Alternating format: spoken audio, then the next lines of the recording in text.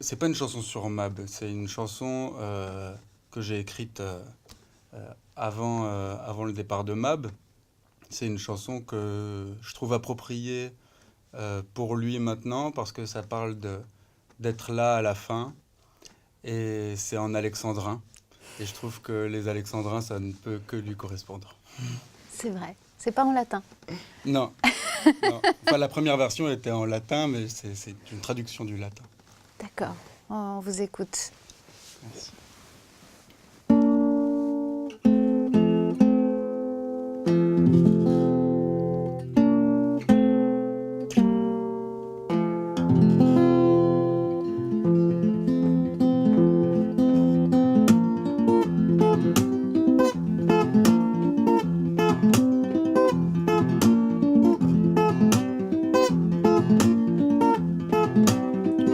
Je vais prendre mon arc et armer une flèche. Si je tombe, j'aimerais que la terre soit sèche. Et qu'à l'heure des voix basses, un ami vienne à moi. Et qu'alors à voix basse, nous répétions cela.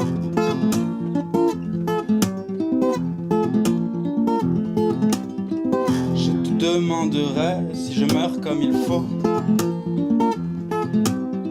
Le temps que tu me dises, je retiendrai la faux.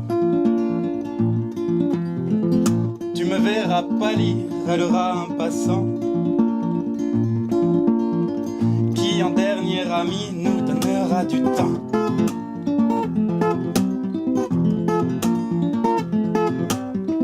Lorsque tu auras dit je meurs comme un lion, je te lèguerai ami mes dernières questions.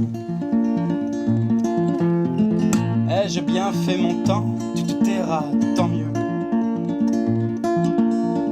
Et où vais-je maintenant? Tu me diras adieu.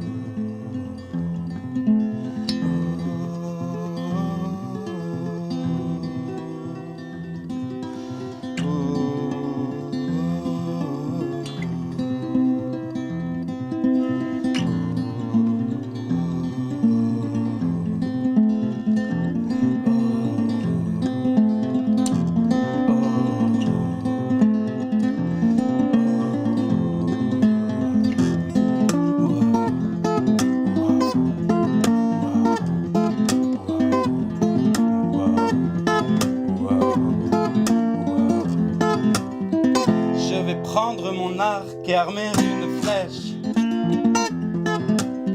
Si je tombe, j'aimerais que la terre soit sèche. Et qu'à l'heure des voix basses, un ami vienne à moi. Et qu'alors à voix basse, il me dise je t'aime. Je t'aime. Je t'aime.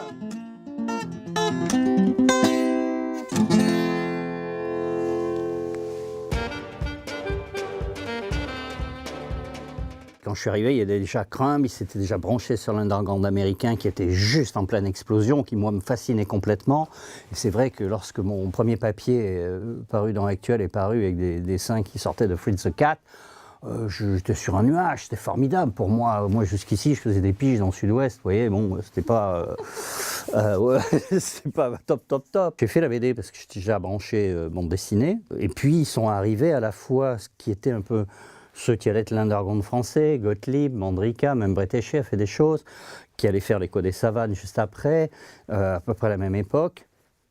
Et puis Fluide Glacial, où je ne me doutais pas une seconde que j'allais rentrer, et où je suis toujours 38 ans après. Et donc c'était vraiment C'était ma famille, mais une famille de 50 personnes. Ça, c'était intéressant. Et puis, il y avait toujours cet état d'esprit, je le décrivais pour Bizot tout à l'heure, je voulais le décrire pour Michel-Antoine. Un soir, bon, vous savez, le principe, c'est qu'on était harcelés à Actuel par tous les mecs qui cherchaient de la dope, tous les gens qui cherchaient une bonne adresse, toutes les filles qui fuguaient voulaient dormir là. C'était l'horreur. Après, il y avait les parents de la fille qui arrivaient parce qu'il n'y a que là qu'ils pouvaient les chercher. Bon. Donc, il était clair qu'aux heures ouvrables, c'est pas la peine qu'on se pointe au journal, il était fermé. On arrivait, on allait manger vers 21h, 22h, puis on venait après travailler vers 23h au journal. Et on travaillait jusqu'à 6h du matin. Alors il y a eu deux phases. Il y a eu la phase où on fumait beaucoup et la phase où Bizot a dit le journal est très mauvais, on arrête de fumer tant que le journal n'est pas fait. Pas un pétard, rien. Et le journal a été bien meilleur d'ailleurs à ce moment-là. À un moment donné, on découvre que le communisme n'a jamais existé déjà et que tout ce qui s'est passé en Russie, en Union soviétique, ça faisait bien longtemps que c'était plus du communisme. Et que le communisme n'était qu'une couverture, d'une façon dont c'était une forme de propagande en elle-même. C'était une idéologie de couverture. Et ce qui se passait en dessous, c'était pas du tout du communisme. Le stalinisme, ça n'avait rien de communiste. C'était une forme de dictature et un système totalitaire qui fonctionnait pour lui-même et pour la puissance dans le monde et qui était une forme d'esclavagisme. C'était pas du communisme, c'était une société féodale de type moderne. Et sous couvert, et on croit encore que c'est tous les communistes avaient été tués depuis longtemps, exécutés, exterminés. Dès qu'un quelqu'un arrivait et parlait communisme, il était envoyé au camp. Donc il n'y avait plus de... Et je crois que ça, c'est une des choses, effectivement, qu'à un moment donné, Michel-Antoine ou Sartre avant lui, ou d'autres ont découvert, mais je crois que c'est pas encore compris. C'est pour ça que je viens de faire un film dessus. Voilà. Je continue à travailler sur cette histoire-là. On n'a pas encore compris... ces États totalitaires qui étaient Hitler, Staline, Mao, Pol Pot, qui ont quand même voulu à un moment donné imposer une forme de dictature au monde.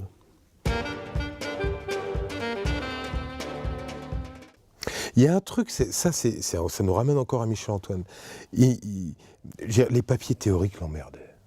Voilà, les idées, de toute façon, il y avait 10 fois plus fort que nous, donc c'était ridicule. Donc exposer une idée, non, raconte-nous quelque chose. Son maître à penser, enfin son maître littéraire, c'était Alexandre Dumas. Il dit, il n'y a rien de plus grand que le Comte de Monte-Cristo, les Trois Mousquetaires, tout ça. Regarde comment c'est comme ça que tu dois raconter. Donc, il nous a appris, mais à coups de règles sur les doigts, à avoir les détails qui tuent, le détail juste. Pour faire un portrait, ça sert à rien de faire autre chose que de raconter 3 anecdotes qui permettent de situer le personnage. Donc ça met des années à apprendre ça. Mais c'est vraiment croquer quelqu'un et savoir le placer dans un récit. Trouver le rythme au récit, savoir qu'il y a des accélérations, derrière une accélération, il faut ralentir et tout. Et ça devient un langage. C'est-à-dire qu'on partageait tout ça, et donc on se parlait tous comme ça.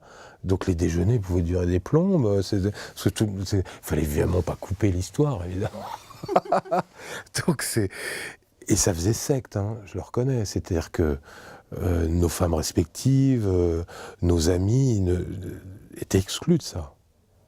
Ça marchait pas. Et donc les 10 jours de bouclage, c'était un vase clos. Et donc de temps en temps, les amis, les femmes, les copains passaient, mais ils perturbaient. Et ils le sentaient. On vivait complètement ce truc et on en avait absolument besoin.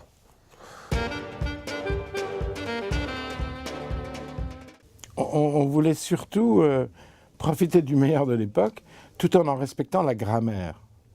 Donc il y a du principe, il y a le sens de l'histoire, il y a une obligation de bien fabriquer ce qu'on fait. Et il faut bien se souvenir qu'au niveau du texte, à l'époque, il y avait des syndicats du livre qui étaient une incarnation d'un amour travaillé de comment s'inscrivait la pensée dans l'écrit. Il y a une grammaire du son. Là, on est à Nova. Dans la communauté d'esprit que j'avais avec Michel-Antoine, c'était le point-virgule sonore. C'est-à-dire qu'une radio, un propos radiophonique, un enchaînement radiophonique, se dicte dans sa scansion, dans son silence aussi, dans ses interjections, dans sa ponctuation, comme un texte écrit. Et c'est le seul, avec Claudine Mogendre, qui était, elle, du côté de l'image et de la photographie, qui avait cette fibre, on va dire,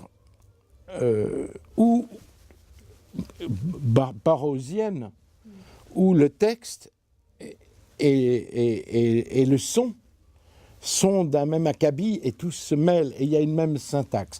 Après, de cet outil, syntaxe globale, presse, radio, qu'est-ce qu'on veut dire?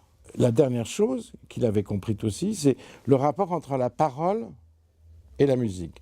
On savait qu'il fallait qu'on soit musical, il fallait qu'on joue de toutes les musiques du monde, ça c'était la Sono mondiale prise de Van Hersel et de Lantin, mais il fallait aussi ne pas dire n'importe quoi avec ces musiques. Donc dans la juxtaposition de ces musiques, il fallait que l'une rebondisse sur l'autre pour faire un propos. Donc cette grammaire actuelienne novaesque, commune, sur des fondamentaux constitutionnels de liberté, d'intelligence, de surprise et d'exigence, c'est Michel Antoine et c'est quelques autres.